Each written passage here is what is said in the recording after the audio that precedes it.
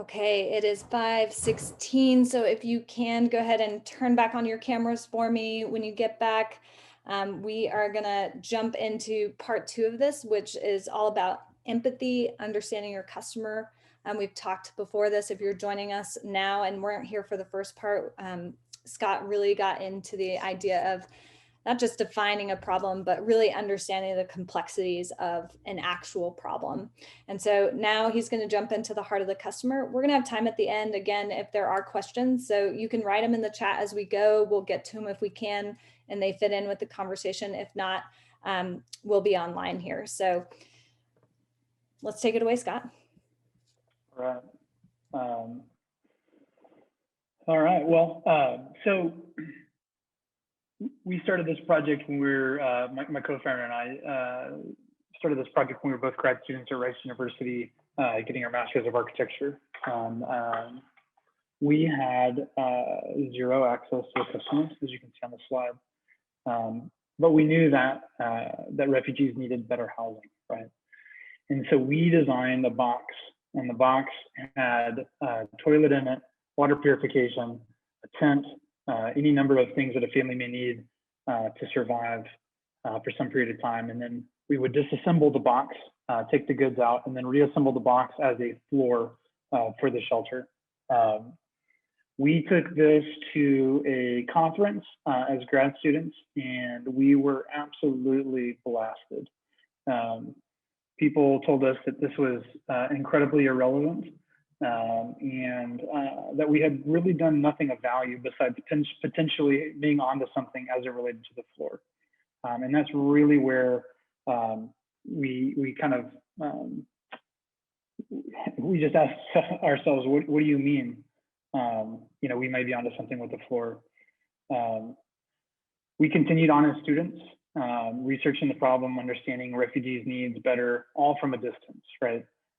We had a slightly better, increasingly better understanding of, you know, the context, the need. We started to understand that cost was an issue, that logistics were an issue. And so we started theorizing and then ultimately prototyping a number of different solutions that may meet that need. And you're seeing in the middle some of those versions, right? So this is the one that may be the exoskeleton version for us. This is what got us a lot of attention. You know, we knew that cost was an issue. We knew that refugees needed better shelters, but we still didn't understand the context, right? So this is a plastic sheet that gets thermomolded and then goes on top of a used shipping pallet. And you aggregate those and it creates your flooring system. So this was kind of the prototype. One of the first versions that we actually manufactured at full scale. At the time, IKEA was introducing this shelter. This is now called Better Shelter. This was and is, they're still going, IKEA's attempt to reinvent the refugee shelter. In true IKEA fashion, it flat packs. It you know, is then user assembled. As a side note, it often takes families between 8 and 16 hours to assemble this.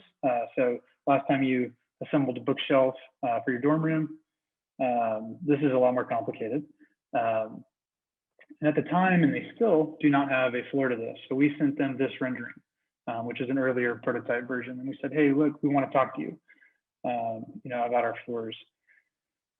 They flew us to Sweden with prototype material in hand. And we underwent a multi-month pilot with them with our flooring system. This image actually ended up in the New York Times, although no one said anything about the cool floor inside of it, but it was there. And this was a really propellant moment, not because that relationship went anywhere, but because all of a sudden the world was talking about refugees and this specific product that IKEA had created.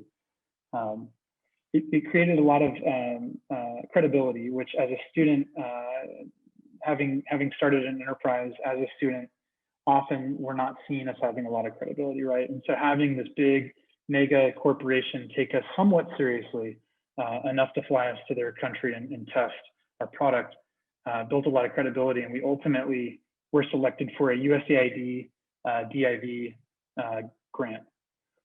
This is a grant within the federal government through USAID, obviously, that's structured much more like venture capital than it is a traditional grant. Traditional grants, I give you money and I expect this back. And it's sort of that way with DIV, but instead of we expect this back, the specific impact, the specific outcome, it is, we want you to try something that needs to be solved. That's really what they expect in return, and they want you to have a good plan. But part of this requirement, this $165,000 grant, was that we come up with approximately 25% as a cost share. I was in grad school. My partner was in grad school. I didn't have $52,000 to cough up for this project. So we did what you did in 2014, 2015. We crowdfunded. I would never do it again. Power to you if you want to do it. I'll talk to you about our experience. But we set out to raise $50,000. The morning that the crowdfunding campaign almost, the morning that it ended, we were still $14,000 shy of reaching our goal. We had 3 full-time interns cranking on this. And in the last day, we raised $14,000. It was one of the most, it was a roller coaster ride that day. Definitely one of my most memorable days. So here we were, we had an idea, we had USAID funding. That USAID funding all of a sudden got more of the stakeholders to take us seriously. 2 grad students, all of a sudden USAID and IKEA were taking them seriously. All of a sudden the UNHCR and other NGOs started returning our emails. The UN High Commissioner for Refugees thought it would be best if we piloted in this context. So this is the first time that we are entering a refugee camp after having worked on it for 3 years prior. In the distance, that is Syria. The city that you're seeing is actually across the border in Syria. And this is an agricultural field near a town called QAA, in very northeastern part of Lebanon. So there is a large picture of the ground. This is what the floor looks like in a refugee shelter in that context.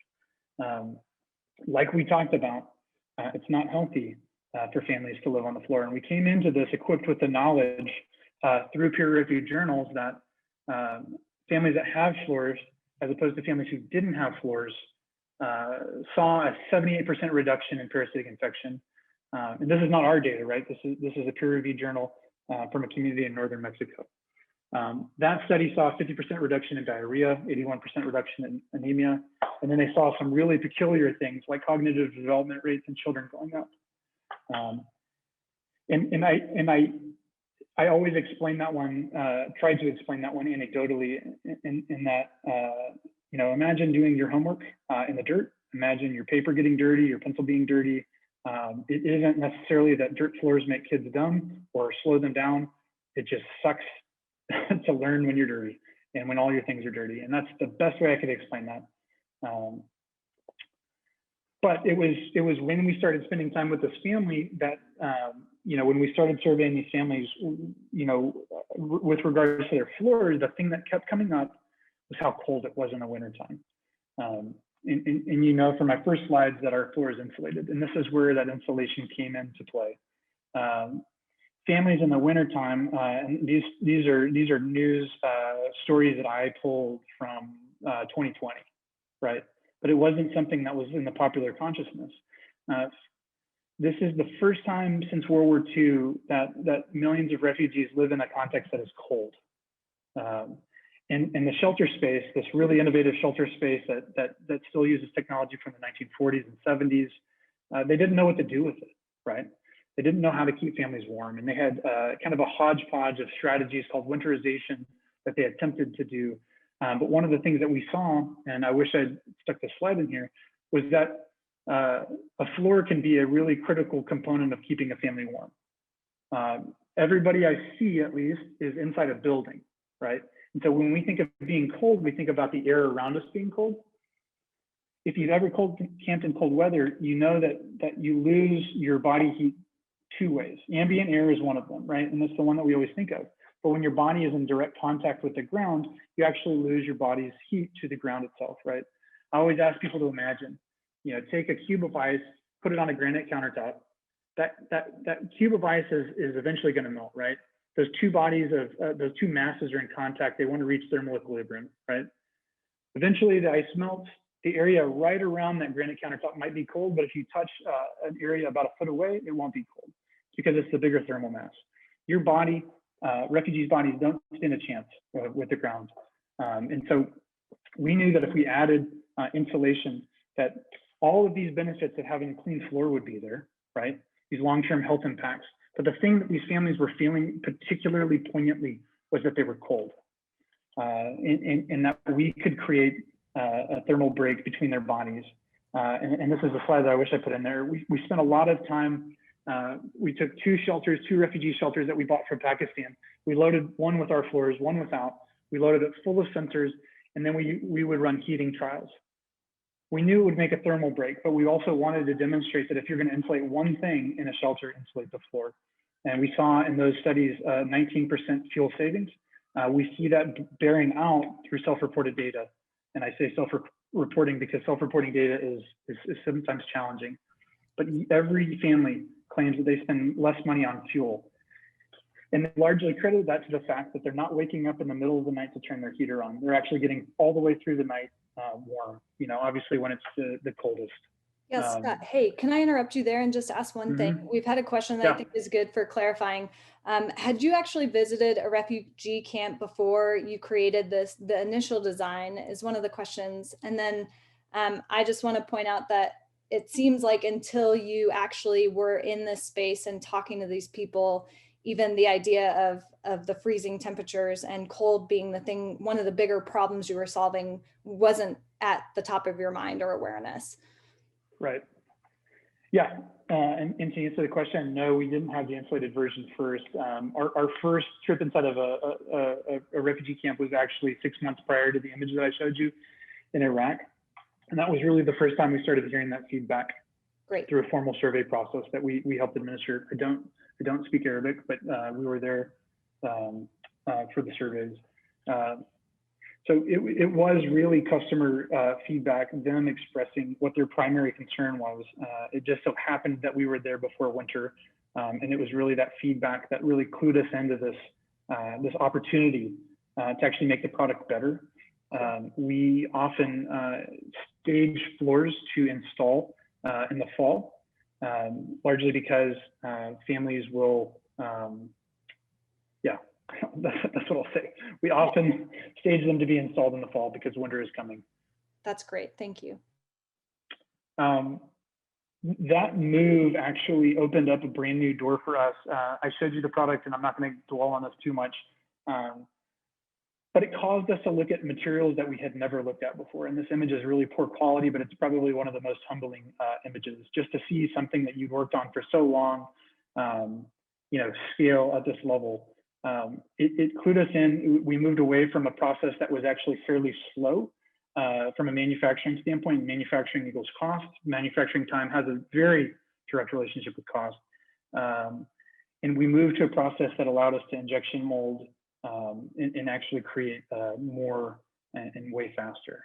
We're able to produce, I think the latest when we moved to Turkey, we can produce about 1,000 shelters a day worth of floors now. So, that was a challenge, right?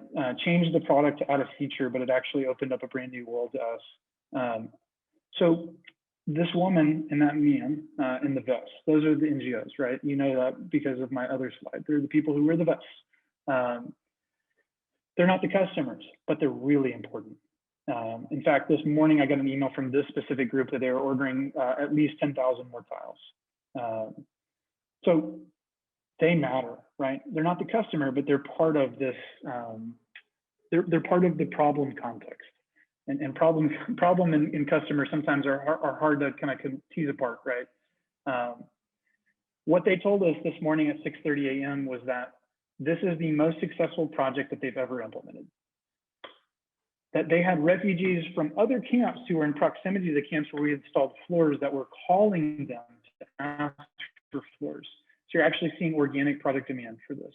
And it's kind of natural to see that. And also demonstrates how they are via smartphones.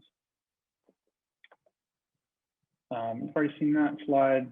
This is probably my absolute favorite image, but it also kind of shows the floor off in its entirety. So it is a kind of puzzled system, but you see the grid marks on top of the tile. This is a material called expanded polypropylene. It's most often used in automotives. It's both acts like a foam and a plastic, and it is not a product that the majority of us have ever touched or felt. Sometimes you might have a yoga lumbar roll that's actually made out of this, and that's usually the only thing that people have actually touched that's made out of this.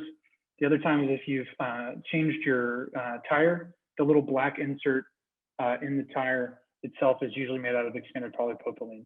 But it wasn't a material that we, as just normal designers, had really ever come in contact with, because it is almost exclusively used in automotive, but it really made the impact.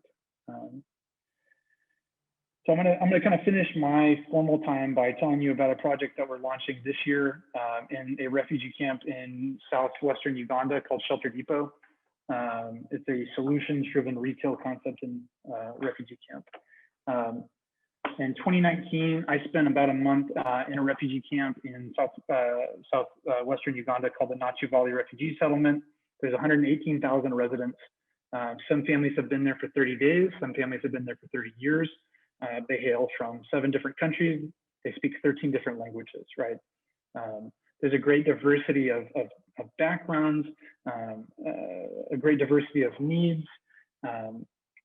And what was still happening in this camp was what's called in-kind aid distribution, which is another way of saying everybody gets the same thing, despite what they need, right?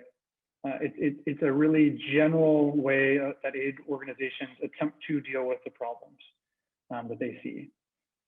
We were there with a handful of other solutions. In the way that every shelter works with projects, and we've had plenty of failed ones, and then we really kind of push on the ones that succeed. This is part of the process, focus group sessions. So this is a really formal human-centered design methodology of understanding what they need. And these are very kind of free-formed, although we have a lot of questions that we are going to hit because we want to compare across different groups.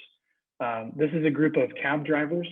A lot of the groups that we conducted focus group sessions with were part of different organizations within the refugee camp. We rely heavily on our partners to coordinate this, but we actually go and conduct the focus group sessions ourselves. And what we kept hearing over and over again was so many people had issues with their roofs. So many people had issues with their jerry cans, and neither of those things were the solutions that we had come to the table with, things that we thought might be applicable in this setting, right? So this is a fairly typical look inside of a refugee shelter in the Thatch Wall refugee settlement. So somebody had asked a question about high quality materials, local materials. It is always the preference to use local materials. Local materials are not often rapid, which is something that you need. Sometimes you need something that's quick. Tarps are really good at that. Ultimately, a lot of these families have been relying on tarps for up to 10 years at this point. But here's a look at a local alternative. So this is called a Thatch Wall. You know, it's reeds from a local lake, and then they pack mud inside of it, and then you see thicker branch acting as the truss, very spaced, not obviously as spaced as we would do it here. It's often maybe 1.5 meters, 2 meters on center, and then you see a corrugated metal roof on top of it. So the thing that we kept hearing in these focus group sessions was that people, when they were ready to get rid of their tarp roof, they would invest often about $120 to buy corrugated metal and nails. And they would take this metal and they would nail it to the wood beneath it. Well, what was happening was that they were getting, they had insane problems with termites, right? And when wind came, it would blow their roof off. So they had made this investment. They had finally gotten rid of the tarp roof, and you know, in a major wind event, their structures were failing. And this is not a structure. This is not a home, but it happened one of the nights that I was there. This building had been fastened in a similar way, and you see the type of failure that a family might have in their home. So this investment of $120 is being quickly undermined, right? We also kept hearing issues around the jerry cans. So jerry can, just imagine what you might put gas in your lawnmower at home. It's made out of plastic. When a family comes to the camp, when they go through the welcome center, they'll be issued 2 jerry cans. 5 years later, 6 years later, 7 years later, every day you go to the well, you get your family's allotment of water. At some point, you're going to set that full jerry can of water on something sharp and you're going to rupture it, right? You're going to undermine your family's ability to collect water that you rely on to cook, to use in the latrine, to wash your hands, to drink, obviously, to bathe. Now your family has about half the capacity. They're not going to be issued another one.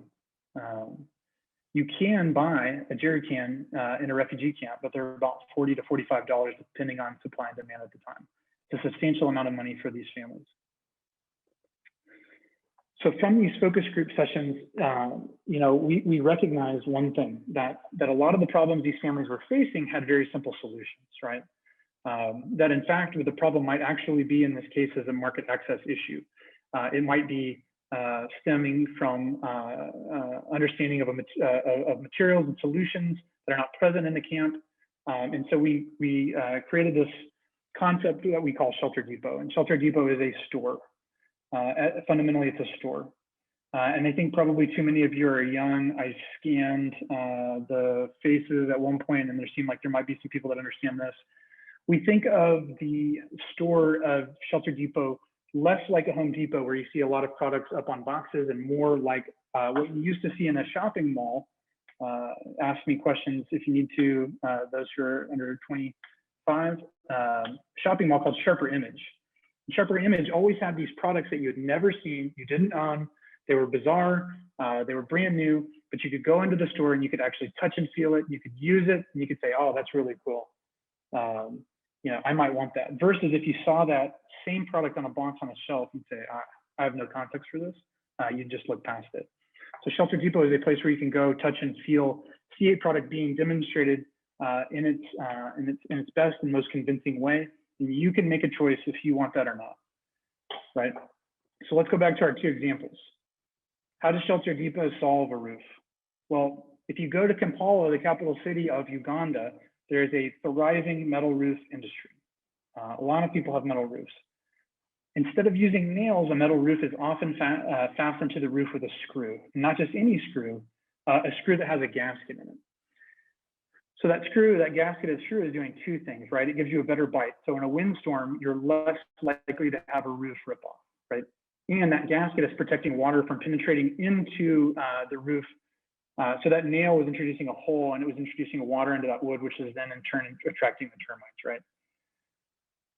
So that gasket is keeping that water from intruding. So it's a simple building problem that has a simple answer, but it's actually not very simple, right? A lot of these families, we know from focus group sessions, have never seen a screw, they've never used a drill, it's not there. And so how can Shelter Depot support that, right? So Shelter Depot, the store, will have this summer a display that shows a nailed roof versus a screwed roof. Families will be told that if they buy the screws, they'll have access to a training where they can actually have an instructor use the drill with them so that they feel comfortable with it. And they'll, for a small fee, will not need to buy a drill, but will be able to rent a drill, right? The jerry can. You go to Lowe's or Home Depot today, you can buy products that can fix high density polyethylene cracks, right? We don't fix plastic very often. I'm not telling you guys anything new, right? We don't fix plastic in our country very often. We usually just throw it away and we'll buy the $40 jerry can or whatever the equivalent is in our life. But you can fix a jerry can. So how does Shelter Depot fix this problem, right? Well, we put up signs. We have trucks that go around announcing that it's Jerry Can Tuesday.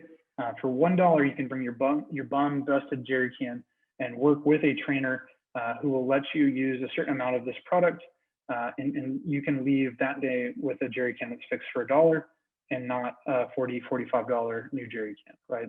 And these are just a few examples. You know, a lot of what our organization did to flesh out this concept, you know, it's not what's actually created. I don't know if you can actually see my screen, but But there are hundreds of hours of research and hundreds of hours of focus group sessions that went into creating this research document, which is actually a field guide for implementing the first Shelter Depot, which we'll do this summer. Sorry, that lighting is a little dramatic. And so this summer, we'll start our first Shelter Depot store. If you guys are familiar with the Lean Canvas, it'll be a minimum viable product, right? We're bringing some money to the table. Our partner is the American Refugee Committee. They're bringing some money to the table. And we're going to test what we saw as some of the most poignant needs in the camp and test this model and see if we can fix it and refine it and get feedback. By the way, one of the things that I didn't mention is once we paired solutions with the problems that we heard, we went back another time to the families and we said, what do you think of this? We brought examples of the material and we asked the families what they thought, how much they might pay for it. We know through extensive research how much money on average these families make, how much capital is flowing. We know through exhaustive research outside of, so these are stakeholders, not customer research, right? But stakeholders, the problem's context, we know that a number of NGOs are switching from in-kind distributions to what's called cash-based assistance.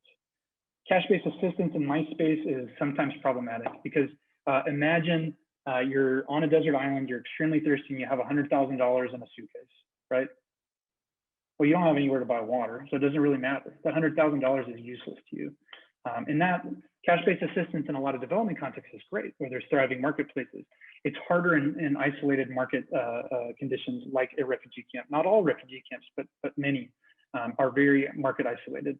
So that cash needs to be paired with solutions. I could probably say a lot more about Shelter Depot, but I'm not looking at the comments to see if there are any questions. This is good, Scott. Let's take a pause here. I just want to highlight some things that Scott's really getting at for this piece of the heart of the customer, right? Things that we ask you guys to do as students, or we're hoping you think about as you address problems, are how to connect with your customer and your stakeholders, but in particular, your customers. So Scott gave the example of immersing himself for a month in Uganda, right? He went and he lived and breathed and walked and was with the people he was actually trying to solve a problem for. He observed them, he watched them, right? He saw how their technology or lack of technology or tools was affecting their life. He saw termites, he saw the buildings, he saw them fall down, right? He had focus groups. That's primarily listening to your customers. And that book that he showed you, that shows how many focus groups. Like that's a lot of listening. That's a lot of feedback. And like he said, he didn't just take, or their organization didn't just take, the first round of focus groups and do something and then decide that it was done. They went back. So they created these feedback loops. And so as you start to think about kind of your own data collection and how to empathize with people and connect to them, just think about some of those tools that Scott's just really fleshed out for us, right? In the story of what every shelter is doing on a regular basis.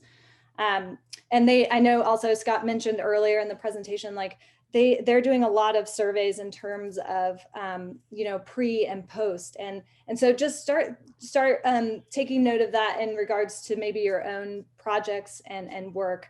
How can you create some of those feedback loops where you're really getting accurate feedback that's going to make a difference? We do have some questions in the chat, so I think we can go there. Scott, unless you have anything else that you think you'd like to address real quick, then we can open it up. Yeah, I'll just say one more thing that what's so interesting about this on an ongoing basis is that there's a constant feedback loop built into a retail environment, right? It's going to be the first time in a refugee camp where families are given the choice for what they want and what to buy and not. And so if you're solving water purification for a family's sake, there's a lot of technologies. There's a lot of things that have been invented that my organization had no part of that'll be on the shelf, and families will get to weigh value, color, preference, and make their decision. And the things that are left on the shelf is feedback, right? Yeah. And so, we're building in the capacity of capturing a lot of that ongoing feedback and data. So yeah, that and another thing that Scott's story reminds me of always with every shelter is just that as you solve a problem, when you really get down to the root problem, there's usually more problems to solve, right? And so the depot example is like they've started to solve the actual shelter issue with tarps and flooring, and they're solving real problems, but that leads often to other opportunities or problems to solve. So I would say as you solve problems, don't limit yourself to thinking that you have the solution, right? There's usually more to be done. Obviously, a humanitarian environment might lend itself a little bit more to those needs, but just be aware of that as you guys go about your projects. Let's see, how about we jump into some of these? Simon asked you, have you ever gotten any threats for these shelters from terrorists and whatnot? You know, we've had some just, you know, traveling to some of these places. So the first image I showed you of the big field, and you can see Syria in the distance, we didn't realize that 3 days before, in that very field, ISIS and Hezbollah were fighting each other, and we could still hear the shelling in the distance. You know, I have 2 kids, and it was a moment where I said, what am I doing here? It was very shocking, but no, never any direct threats, just some situations that make you question where you are.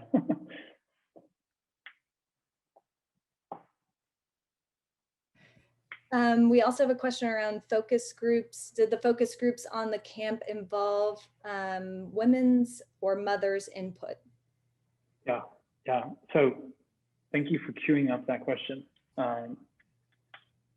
When we started focus groups in that camp setting, you know, we had allowed our partner to kind of craft the makeup of the composition of the focus group. You know, we said, hey, we trust them. One of the things that we noticed very quickly was that anytime a woman spoke, a man would talk over her, would interrupt her.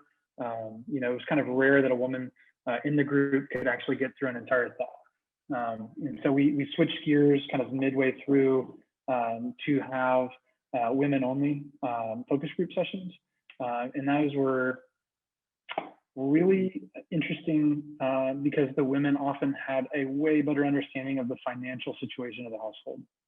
And it's not something that I knew. We work in a lot of different contexts, so I don't always fully understand all the nuances. And even in this case, there's 7 different countries there, 13 different languages, as I said.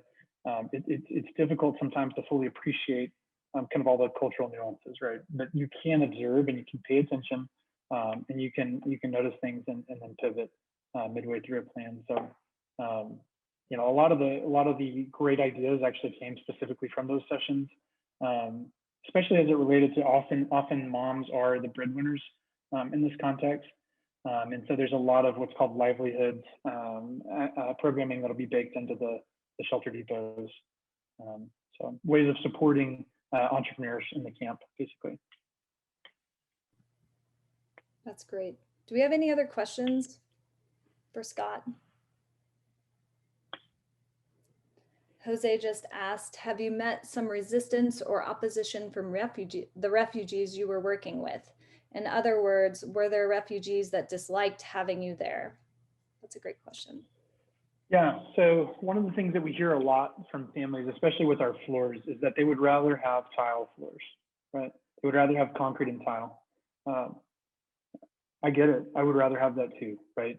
And this is not me in any way sounding patronizing, but part of the reason, the greater context, and one of the things that I said about stakeholders is, or the problem's context is that there's often host country hostility. So one of the issues that we find in a lot of refugee camps is that anything that looks permanent for a home is often not accepted, and that's absolutely the case in Lebanon. So families are not permitted to have concrete and tile floors. So a lot of the resistance that we find specifically around the product itself is that they came from a home that had concrete and tile.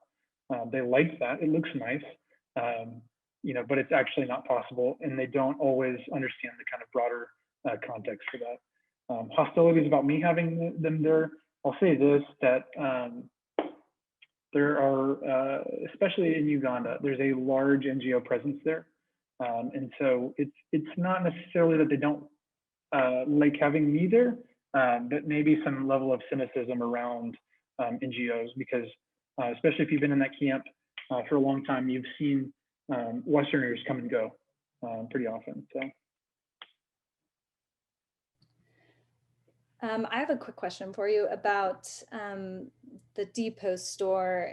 Since bartering seems to be a big way of life, is that something that's going to be implemented into, and maybe I missed that when you were talking about, but if we're paying for a service or a tool, so I'm curious if that's going to have any impact. You know, we've only kind of really theorized around what that could look like, you know, and that's usually specifically around, you know, labor for store credit, you know, so we're not there yet.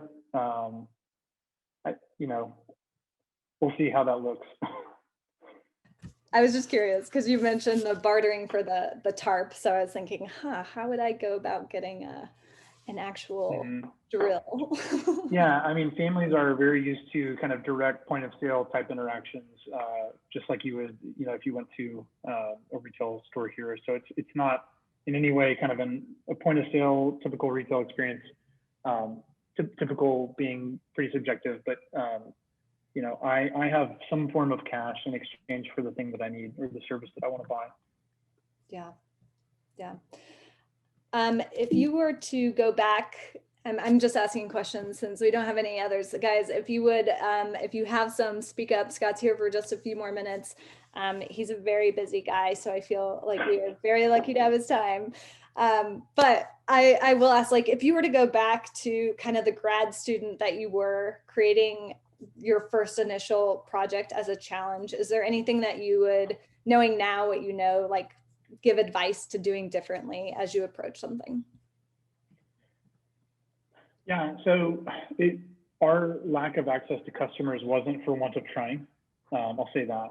You know, we knew very quickly that we wanted to get refugees feedback, that we wanted NGO feedback. You know, it was a credibility problem, not an issue of us wanting to. So I think if I had one thing that I could go back and do, I maybe have better ideas for getting that credibility, and it would have launched us a lot faster, because a lot of our growth was retarded from the fact that we went so long kind of grasping to get some credibility and grasping to get access to customers. And one of the things that our organization knows that we have is that access, and we want to serve really diligently in that way of bringing new solutions to the table.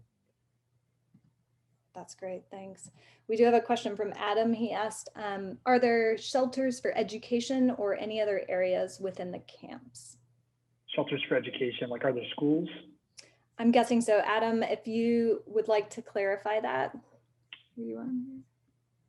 Yeah, I know it's sometimes these camps can be kind of come and go, and then some kind of linger. I was just curious if there's anything that y'all were doing within your scope of your product to help in areas like that. Yeah, so sometimes our floors are installed in what are called child-friendly spaces. And so they are buildings on in the camp where school happens, where kids can go and receive trauma counseling, for example. A lot of these kids have seen and experienced things that are really difficult to process, even for an adult. So yeah, we do have floors that get used in that way. We've helped with some other projects like libraries and schools and camps, but yeah. That's great. Thank you, Adam. Benjamin asked, what inspired you to go into the nonprofit sector? I would say my personal faith is really what made me want to do this. You know, we are not a Christian organization, but I would say that the truest answer would be that I felt like that was what I should do, to serve, and I was always really compelled to use my skills and training to that end. So that's, I guess, what's inspired me. That's great. Jose asked, what books would you recommend, if any, if you want to learn more about this particular subject or situation? I have a few. One actually that just came out in December, which I think is really incredible. And we're actually going to host an event with the authors in May, virtual event. It's called Unprepared. And I don't think that it has an author because they prefer to be somewhat anonymous. But if you Googled Unprepared book, you can get it. I think it's $37. But it's a really unbelievable look inside of a refugee camp that's on the island of Lesbos. A lot of interviews where families are speaking for themselves, a lot of really great and compelling imagery. There's a novel that I always recommend to people called What is the What? And I'm not going to remember the author's name, Dave Eggers, I think. But it's a refugee's, there you go. It's a refugee's experience from the time that he left his village as a child, through the camp, through the resettlement process in the United States till he landed in Atlanta. And it's just really interesting. And just to say that I think it's less than 0.2% of refugees get resettled. The vast majority don't even have a chance. It's a lottery system. So it's uncommon for a refugee to actually be resettled in a Western context. And the last one's a children's book. It's called What is a Refugee? You know, I don't know what to say. If you have kids or you have nieces and nephews, I definitely recommend it. It's just it's a challenging topic, but it's a really elemental and really careful conversation around, you know, what they are. What is a refugee? What is that? You know, so yeah, those are three. There you go. That's awesome. I think I got all of them except Unprepared there in the link or in the chat. So if you guys want to check those out, Scott, thanks for your recommendations. We're going to stay on the line here. If you would, I put a link to our survey. You'll also get a note at the end of this asking you to give us feedback about this content. Don't forget to sign up for parts 3 and 4 of this series. That is next Tuesday. So just be aware, you've got Eventbrite, you've got everything you need. If you don't, contact me. Let's give just a big thanks to Scott. And if you want to stick around and talk more, we'll be on for a few minutes. So thank you guys for coming and we'll see you around.